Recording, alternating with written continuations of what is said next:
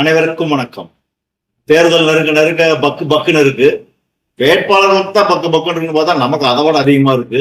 ஏன்னா நம்ம சார்ந்த கட்சி வெற்றி பெறணுங்கிறதுல நம்ம கவனமா இருக்கிறோம். அதனால கொஞ்சம் பக்கு பக்குன்னு இருக்கு. நீங்க எப்படி இருக்கிறீங்கிறத உங்களுக்கு தான் தெரியும். உங்களுக்கு புரிஞ்சுக்க வேண்டியது இருக்கு. சரி, அதெல்லாம் விடுங்க ஒரு பக்கம். இப்ப நம்ம தேர்தலை பத்தி பேசலாம். எடப்பாடியார் சும்மா பின்னி பெடல் எடுக்கிறாருங்கிறது எல்லாத்துக்கும் தெரியும்.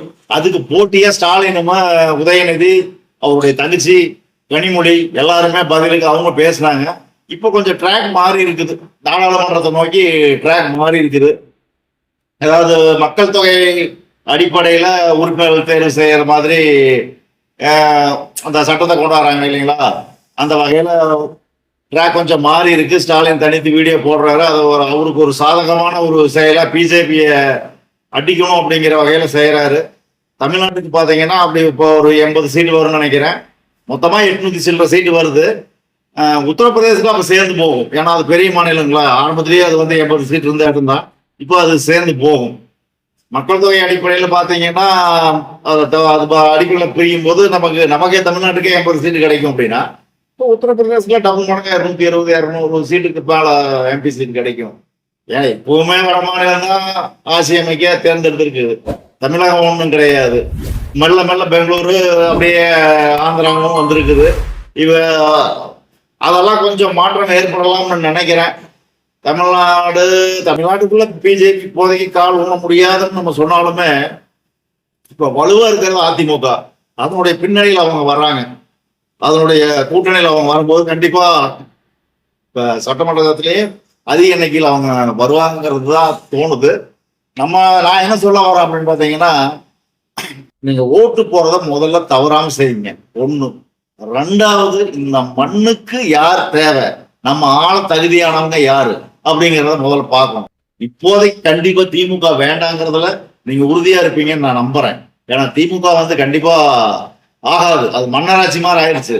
தாத்தா மகன் பேரன் இப்படி கொண்டாந்துட்டு இருக்கிறாங்க. இது என்ன சவுதியா, துபாயா, அப்புறம் ஈரான் மாதிரி குண்டு வீச வேண்டியதாக மாட்டிருக்கு.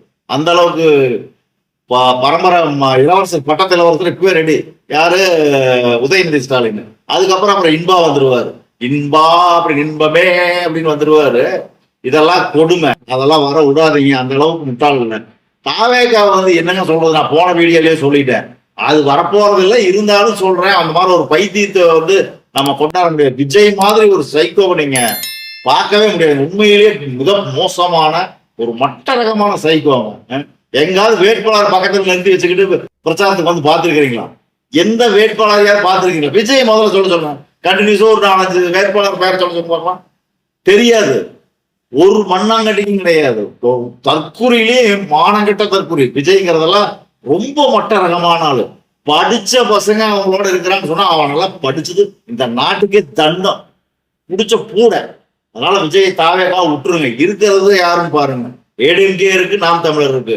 இந்த ரெண்டுல எதையோ ஒண்ணு நீங்க சூஸ் பண்ணுங்க. நான் நாம் தமிழரை வெற்றி பெற செஞ்சா மண்ணும் விவசாயமும் காக்கப்படும். விவசாயம் மட்டும் இல்லைங்க, அவங்க கல்வி, மருத்துவம் இந்த ரெண்டுக்கும் முக்கியம் தரவங்க தான். ஒண்ணு விவசாயத்தை உடனே அவங்க நிக்கல. விவசாயம் பண்ணிங்க அரசு பண்ணின்னு மட்டும் அவங்க சொல்லல. கல்விக்கு ஏற்ற வேலை, அதுக்கு தகுந்த மாதிரி மருத்துவம், இது எல்லாத்தையுமே தரமானதாக கொடுக்கணுங்கிறதான் அவங்க கொள்கை. ரெண்டாவது மண் வளம், மழை வளம், நீர் வளம் அத்தனையும் பாதுகாக்கப்படுத்தணும் அப்படிங்கிறது தான் சீமானுடைய கொள்கை. கொள்கையுள்ள ஒரு கட்சியா இருக்கு. ஆனா அதுதான் நீங்க ஏடிஎம்கே மெட்டமேடி பேசலாம் அப்படின்னு அர்த்தம் இல்ல. திமுகவுக்கு ஏடிஎம்கே பரவாயில்லன்னு தான் சொல்ல முடியுமா தவிர, அண்ணா திராவிட முன்னேற்ற கழகம் பரவாயில்லன்னு சொல்ல முடியாது தவிர அதுதான் பெஸ்ட் நான் சொல்ல மாட்டேன். பெஸ்ட்னு எடுத்துக்கிட்டா என்டிகே தான். இன்னைக்கு நாம் தமிழர் தான் முன்னணியில் இருக்கிற ஒரு கட்சி. ஆனா அதுக்கு நீங்க வாக்கு செலுத்த மாட்டீங்க. உங்களுக்கு இப்ப ஒன்னா கட்டளைக்கு ஓட்டு போடுவீங்க, இல்லைன்னா உதயசூரனுக்கு ஓட்டு போடுவீங்க. இப்படியே இருக்கிறனவா மாற்றம் எல்லாம் வந்துட்டானுங்க. இன்னும் ரோட்ல போற எவனாலும் எது ஒண்ணு சம்மந்தமே இல்லாதவன் என்ன வேணாலும் பேசுவான். நாளைக்கு அவனுக்கு கட்சி ஆரம்பிப்போம். நீங்க என்ன சொல்றது, பணத்துக்காக தயவு செஞ்சு உங்க வாக்குகளை விற்காதீங்க. உங்களை ஆளுநர் தேர்ந்தெடுக்காதீங்க. நீங்க ஆட்சி செய்யணும். இப்ப காவல் நிலையம் பாருங்கணும், கண்டபடி போலீஸ் அடிக்கிறாங்க எல்லாத்தையும் போட்டுக்கிட்டு. இதெல்லாம் கட்டுப்படுத்தக்கூடிய தகுதி ஸ்டாலின் இல்லாதனாலதானே இப்போ நடந்தது. யோசிச்சு பாருங்க. எடப்பாடியார் மட்டும் ஸ்டெர்லைட்ல சுட்டு போனாங்க, யாருன்னே தெரியலன்னு சொல்றாரு. இவங்களை எல்லாம் வச்சுக்கிட்டு ஒரு துறையை நிர்வகிக்கிறது எப்படி? இவங்களுக்கு எல்லாம் நிர்வாகத்திறமை இருக்கா? யோசிச்சு பாருங்க. இதே ஜெயலலிதா பேர்ல ஒரு தப்பு நடந்தா விட்டுருப்பாப்லையா? ஒரு போலீஸ் இந்த மாதிரி செஞ்சிட முடியுமா? இல்ல வேற யாராவது இந்த மாதிரி தவறு பண்ணிட முடியுமா? தூக்கிட மாட்டாங்க அந்த நிமிஷமே. அப்படி நடுங்கோட ஜெயலலிதா பார்த்தா அந்த அளவுக்கு இருக்கணும். அது மாதிரி ஒரு கட்டுக்கோப்பான ஒரு நிர்வாக திறமை வேணும். அந்த திறமை இப்போதைக்கு இருக்கிறது பாத்தீங்கன்னா சீமான்ட்ட மட்டும்தான் இருக்குது. இந்த தைரியமும் துணிச்சலும் சீமான்ட்ட மட்டும்தான் இருக்கு. இவங்கெல்லாம் நிர்வாக திறமையில பாத்தீங்கன்னா ஏடிஎம்கில் எடுத்தீங்கன்னா அவங்களாம் ஏதோ ஏதோ அப்படியே அவங்க பாட்டு போவாங்களே தவிர காவல்துறையோ மற்ற எதையுமே இவங்களால கட்டுப்படுத்த முடியாது. எந்த துறையுமே இவங்க கட்டுப்பாடுல தங்களுடைய கட்டுப்பாட்டுல வச்சிருக்க முடியாது. வசதியா பர்சன்டேஜ் போட்டு பண்றாங்க, எல்லாம் பண்ணிக்கிறாங்க போய்க்கிறாங்க. இன்னைக்கு கனிமவள கொள்ளை வந்து அந்த ஃபீல்ட்லயும் நடந்தது, இந்த ஃபீல்ட்லயும் நடக்குது. நடக்காததே கிடையாது. இது எல்லாத்தையுமே தட்டி கேட்கணும். எவ்வளவு சுலபமா மாத்துறாங்க மாதிரி செந்தில் பாலாஜி கரூர் இருந்து கோயம்புத்தூர் கொண்டு எழுதி இருக்கிறாங்க. இது எல்லாம் சகிரீத்துக்கு அப்படி ஜெயிக்கிறதுக்கு என்னென்ன பிளான் மொத்தம் எப்படியாவது ஜெயிக்கணும், ஏதாவது பண்ணணும் அப்படிங்கிற பிளானிங் தான் எல்லாமே. செந்தில் பாலாஜி மட்டும் என்ன நினைச்சு பாருங்க, எவ்வளவு 10 ரூபா பாலாஜின்னு பேர் எடுத்தாலும் யோசிச்சு பாருங்க. நமக்கு தேவை அதெல்லாம் கசன்னு பழைய குப்பை கலர்லாம் முடியா வரும் இல்லைங்களா? அதெல்லாம் தேவையில்லை, பேசி பேசி பிரயோஜனம் இல்லை.